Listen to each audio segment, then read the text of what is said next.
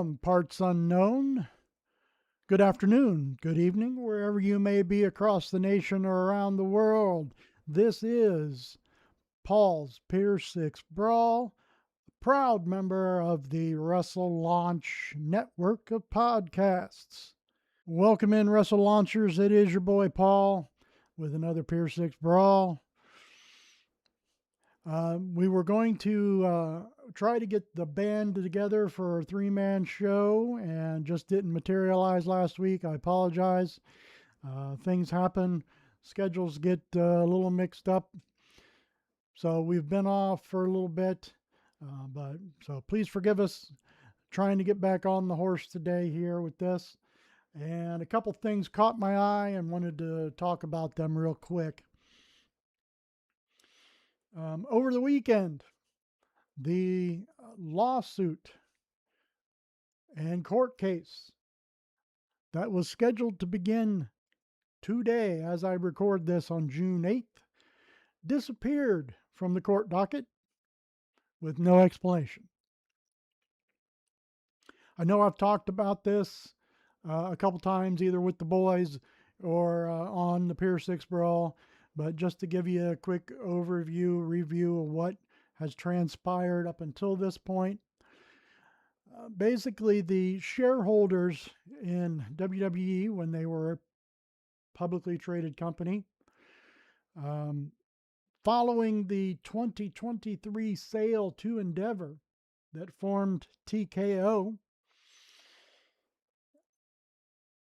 shareholders brought this lawsuit alleging that Vince and other board members breached their fiduciary responsibility, basically saying that Vince pushed for this deal with Endeavor, and he did so to protect his own power and standing within the company, rejecting higher or more profitable bids. I know a lot of people have said online, talked about how, the stock is, higher than it's been. So how can you say it wasn't profitable? Well, it wasn't profitable at that moment for those shareholders because there could have been other offers entertained that were more than what Endeavor offered. And the crux of the point is that Vince was doing this because he had a relationship with Ari Emanuel, and he would retain power in the new company. He was basically going to be put on as the chairman of the board for TKO. The trial has been in pre-trial motions for quite a while. There was a big setback that I covered in my last Pier Six Brawl, that the judge ordered sanctions against Vince McMahon, Nick Khan, for reckless destruction of evidence. Basically, they did so by utilizing the app called Signal for messaging, and they had the auto delete feature turned on. So evidence of their discussions about the sale and where it was heading were deleted and destroyed, can never be regained. And so the judge said, you willfully did this, so I'm going to sanction you.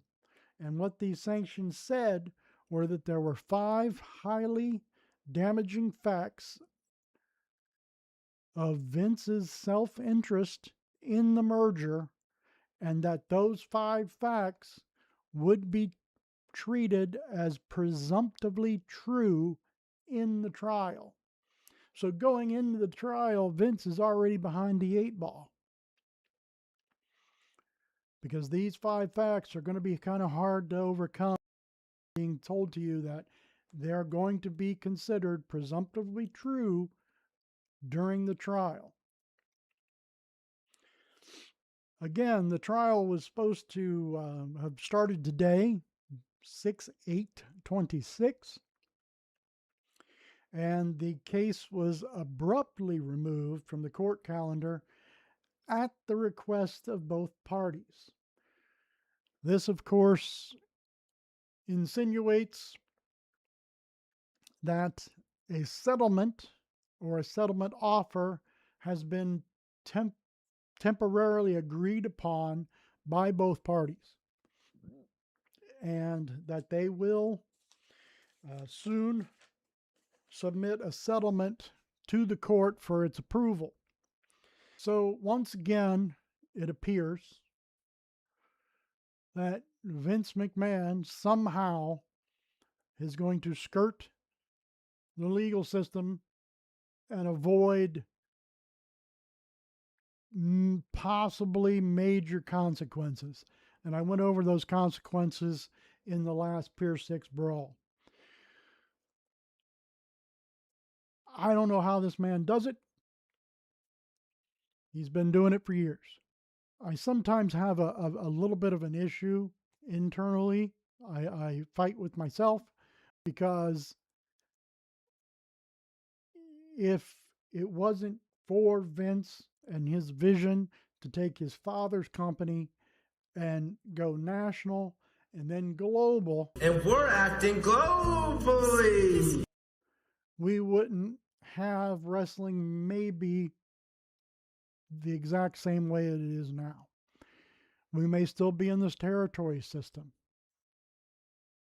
Who knows what would have happened if Vince hadn't succeeded? But he did. He created an empire. And he did that sometimes using tactics that people aren't very fond of.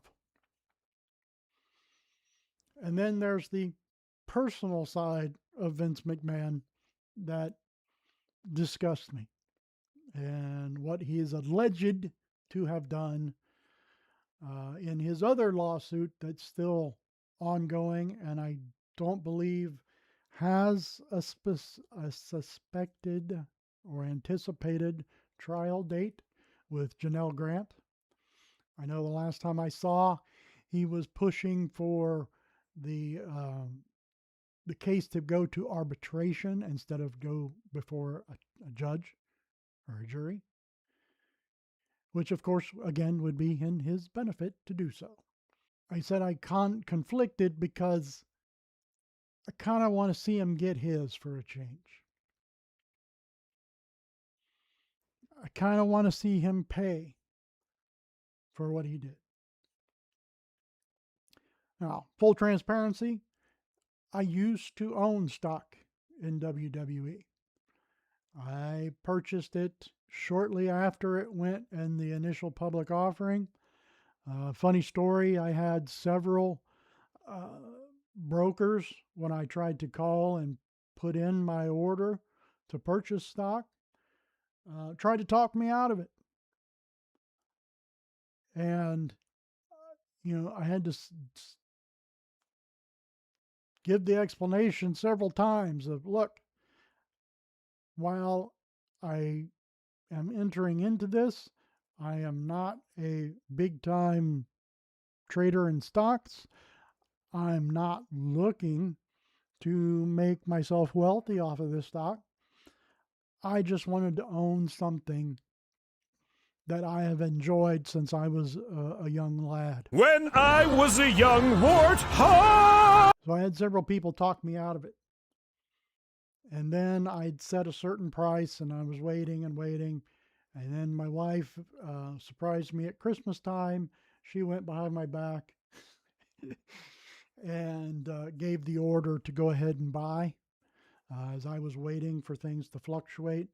Obviously, when you're in the stock market, when things are the initial public offering, the price gets inflated and may stay inflated for a while, and then it gradually comes back down to earth and then changes with the fluctuations within the company of making money or not making money.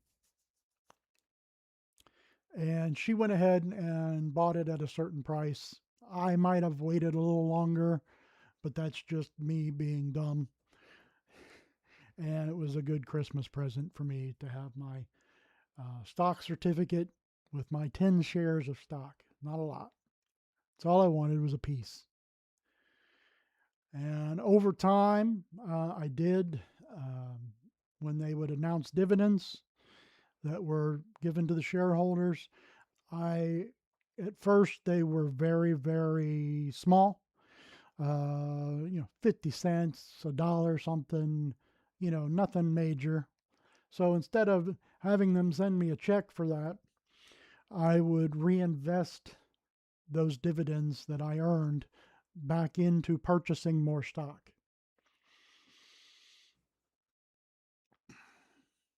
About the time that the crap hit the fan for Mr. McMahon, I had probably a little over 20 some shares. Again, it's not a lot, but again, I was owning a piece of company from my getting to be part of it, much like members of the fans of the Packers. Shout out to Jim. That may own a piece of them because they're a publicly owned or company. I just wanted a piece of that. I wasn't looking to get rich off of it. Never was at the amount I was buying. Just wanted to say I had a piece of it. It did get me to the very, very first annual stockholders meeting that was held at then, dating myself, the WWF New York in Times Square, where I got to see McMahon and others speak about the business and where they were headed. It was very interesting stuff. Sat about 3 rows behind Shane and Stephanie McMahon. So it was kind of cool to be there and to be the very first one. When the crap hit the fan for Vince, I immediately put in an order to sell what stocks I had that they were holding for me, that I had reinvested, and those were held for me. I did not have a paper certificate showing this is my 10 shares or whatever. I still had the original 10, and then I had an additional 10 plus, just a little over 10.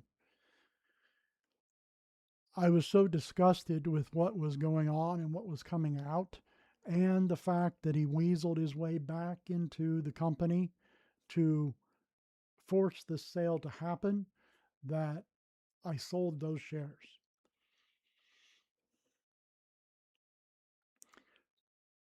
Technically, that piece of paper I have is probably worth nothing. It should have been automatically converted to TKO stock when the company was formed, but I was never informed of that and was in a place that my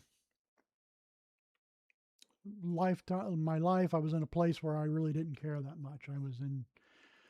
Had a lot of things going on that were more important to me than those 10 shares. And like I said, I sold the other ones because I was upset at what was going on. So I was at one point a shareholder in WWE, and that's where the conflict came in. I was upset and I didn't feel right about owning stock in the company anymore because of it. So again, looks like Vince is going to skirt the justice system. I'm sure he's going to have some fines to pay, and some kind of settlement has to be presented to the shareholders that brought this suit and approved. Whether or not I will still be part of that or not is another story. Probably not, by my estimations, but that's not the point. The point is that at some point this man has to pay for things that he had done, and somehow he keeps getting out of it. Steroid trial,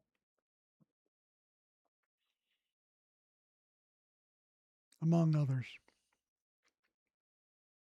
He's been sued by talent all across the board. And every time he's somehow gotten out of it.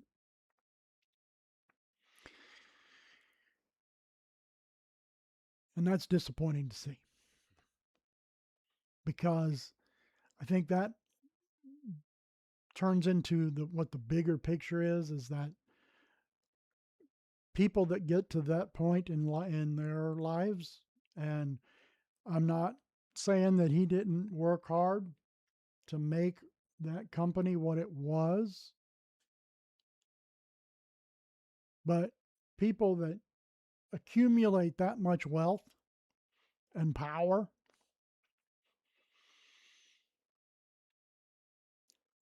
they tend to think that they're above the law. And that they can do anything they want. I mean, all you got to do is look at the allegations against him from the Janelle Grant suit and say, did he think he could do whatever he wanted because of who he was and how much money he had?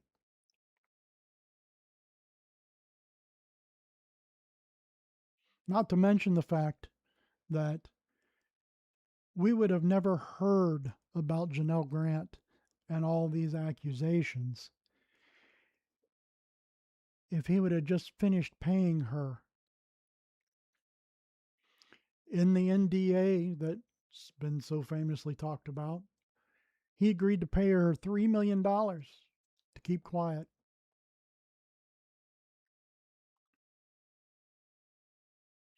He paid her $1 million and then decided, screw you, I'm Vince McMahon. I'm not going to pay you, and what are you going to do about it? Well, so far she hasn't given up. And I hate to make it sound this way because that sounds callous, but we would have never heard about this. All this would have gone away if he would have just finished paying her the other $2 million. And I say that's horrible as me as a person to say because of what is allegedly have happened to her. And I don't excuse $3 million does not excuse what he did if he did those things to her. At some point, karma has to hit Vince McMahon.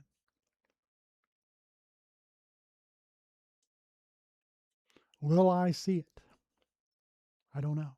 Don't know.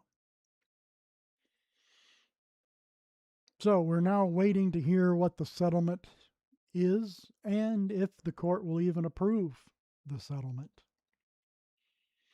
to see what penalties they are facing.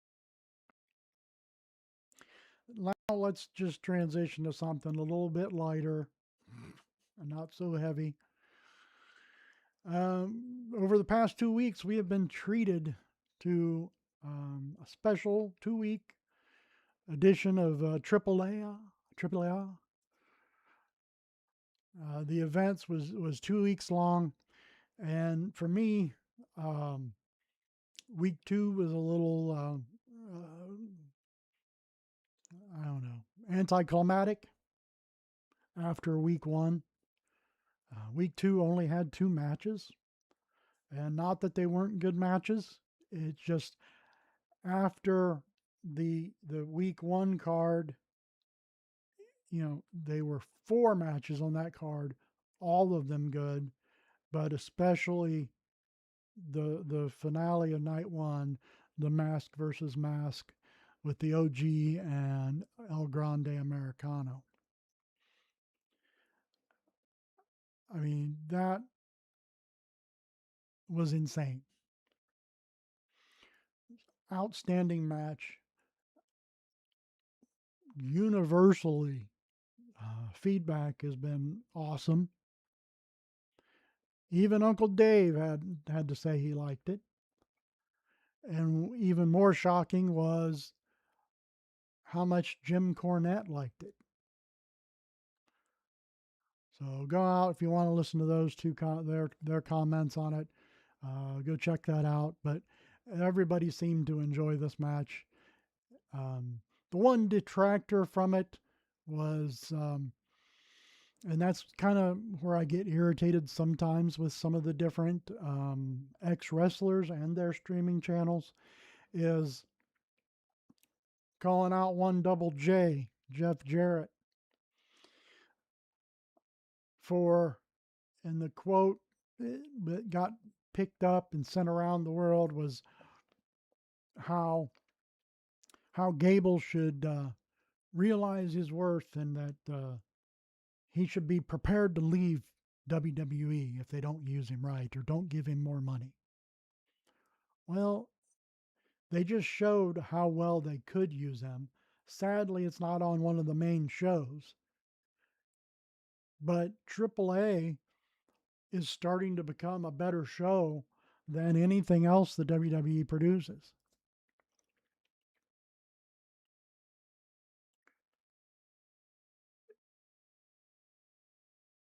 Gable said post-match that he would be back in AAA at some point. I know he showed up on SmackDown this past Friday. And everybody's speculating and talking about how, oh, they better use him right, and they're not going to use him right now. What are they going to do with him? Wait and see, folks. Can we not enjoy it and wait and see? Now, if they turn around and pull Ilya Dragunov on him and come out, like this week also came out, saying that they see him as an interchangeable mid-carder, I don't know how you can look at that man and some of the matches he had with Carmelo Hayes. The man's a machine, can go in the ring. I enjoy his matches. How you can't utilize that is beyond me. It kind of rubbed me the wrong way when Double J said that he needs to be prepared to leave. Maybe he's content where he's at. Maybe he wants to push himself. Maybe he wants, but that's up to him to decide, not for others to chirp in saying, hey, you should leave. They don't appreciate you.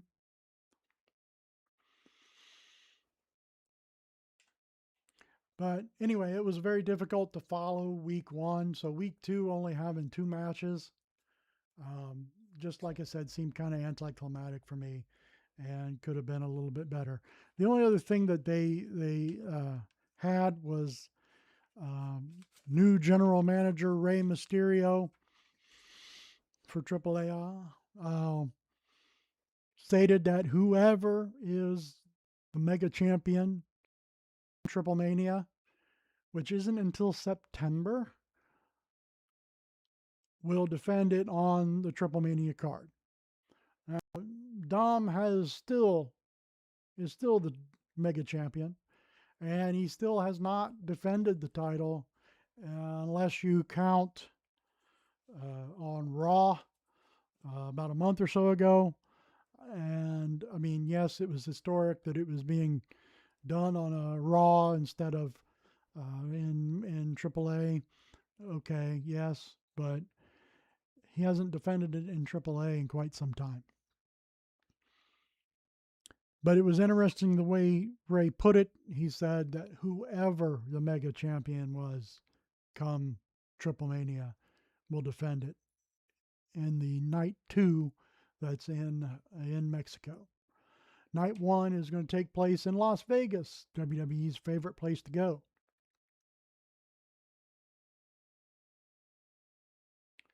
Speaking of our good friend Dominic Mysterio, another little news nugget that came out over the past week was that internally, WWE internally, that there was frustration with the current direction of Liv Morgan and Dominic Mysterio.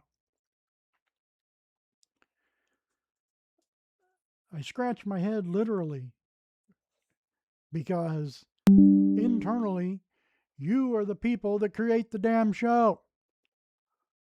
What the hell you mean you're frustrated with their direction? You haven't done anything with them. As far as Liv Morgan goes, I understand that they are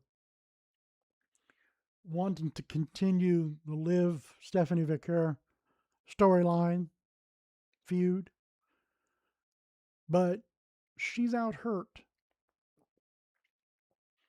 And you've got people online bitching that it's been 50 days or more now that since Liv won the title.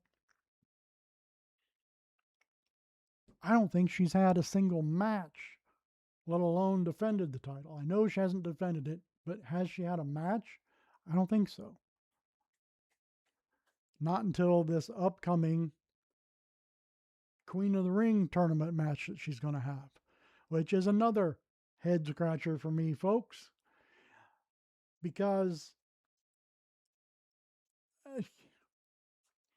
the allure of winning the King of the Ring now is that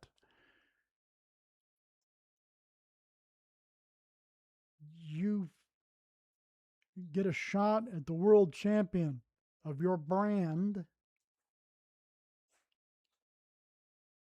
at SummerSlam.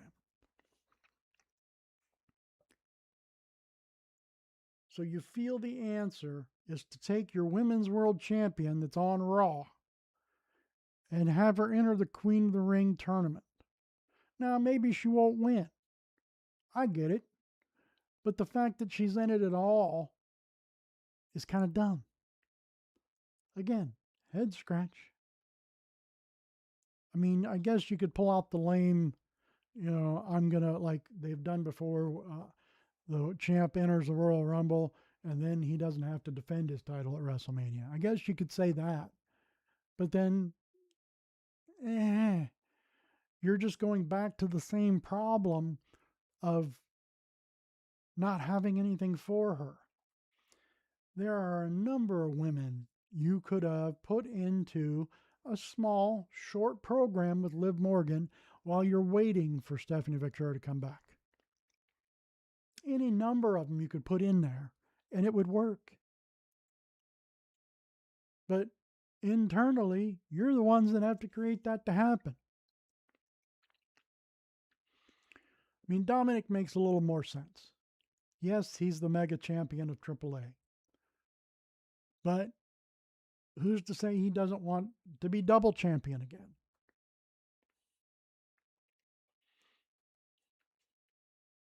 So it makes sense that he would want to go for the world title. He's had the Intercontinental twice. Why wouldn't he want to be the world champion? Isn't the old cliche that everybody that gets in the business should want to be a world champion? That makes sense. Liv being in it makes no sense to me. I don't know what they're thinking, how that makes up for their internal frustration about it. Sorry, pause for just a second, folks, because I'm going to bug 7-Eleven again. Yep, big gulp.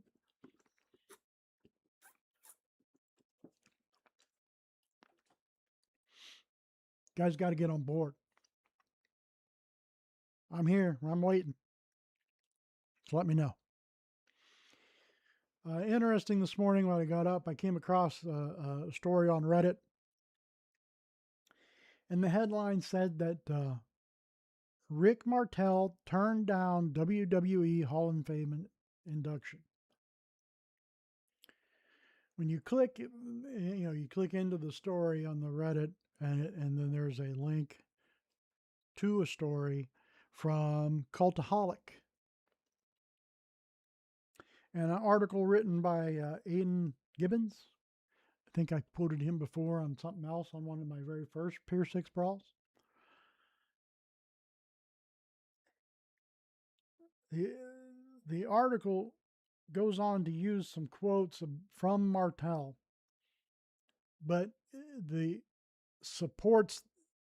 way they use the quotes supports the headline that he turned down a Hall of Fame induction, which then prompted Mr. Martel to take to X, formerly Twitter, this morning at approximately 8:43 a.m., where he clarified those quotes. So in his do you still call them tweets if it's on X? I don't know.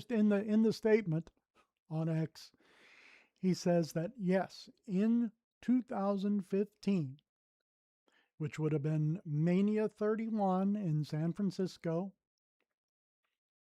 he was offered to appear at WWE Access, as well as attend the Hall of Fame as a spectator. He said that he was flattered, but that ultimately he did turn down that because at that time in his space he was not prepared to be back in the world of professional wrestling doing appearances. Unlike today, he does do appearances.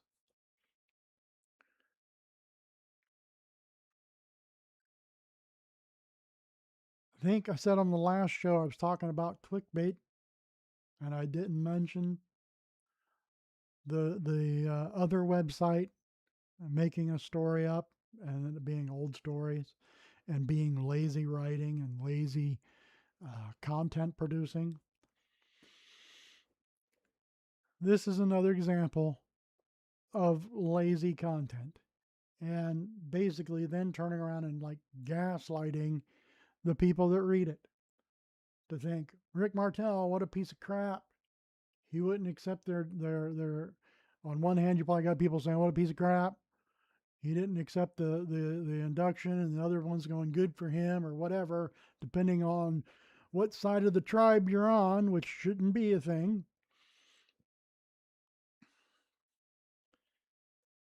But it's just amazing how just a few pieces of information that was either not told to that person writing the story or wasn't included in the story makes a big difference in the story. There's a big difference between turning down a Hall of Fame induction versus having you come to appear at Access for some autograph signings and to come to the Hall of Fame and be in the crowd, probably get on camera, get a little payday for that. And there's nothing wrong with him turning that down. In that time, his life, he was not in the place to take those bookings. Understandable.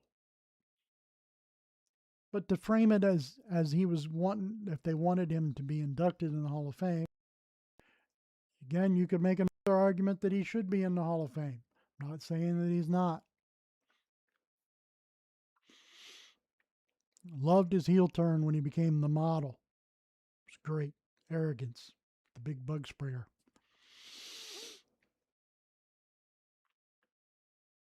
But it's just, again, it's just lazy content creating. And you're trying to stir up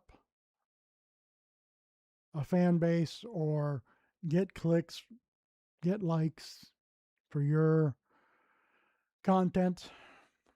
And that's just plain lazy, folks. Plain lazy. Don't understand it. I know I'm relatively new to this game, and I am by no means an expert or a journalist. I'm just a fan who enjoys this art form known as professional wrestling. I've watched it since I was a child. Still watch it. I'm 57 years old as I sit here today. Not saying it doesn't frustrate me from time to time, but I still watch. I still try to enjoy it. Are there things that bug me? Absolutely. Go back to Ilya Dragunov. Liv and Dom their directions.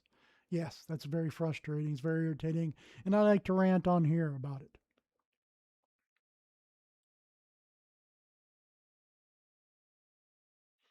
But I'm not ever going to sit here and make something up or twist a quote that I read. If I cite something, I'm going to cite it and I'm going to let you know. Doesn't do anybody any good to be lazy and be fake. I'm telling you what I think personally as a fan.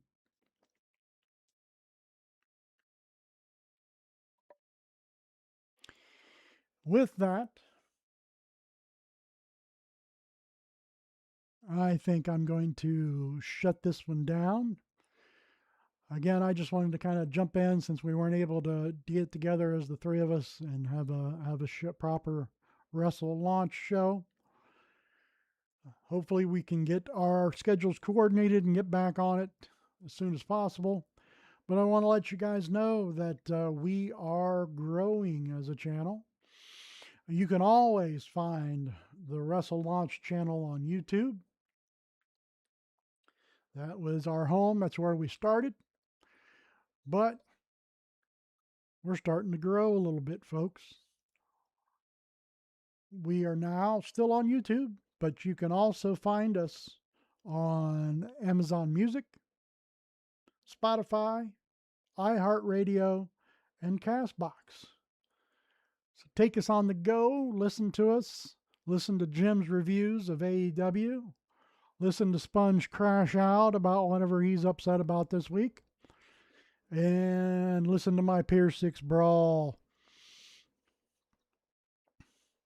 Anywhere, anytime, download, subscribe, give us some comments, give us some love.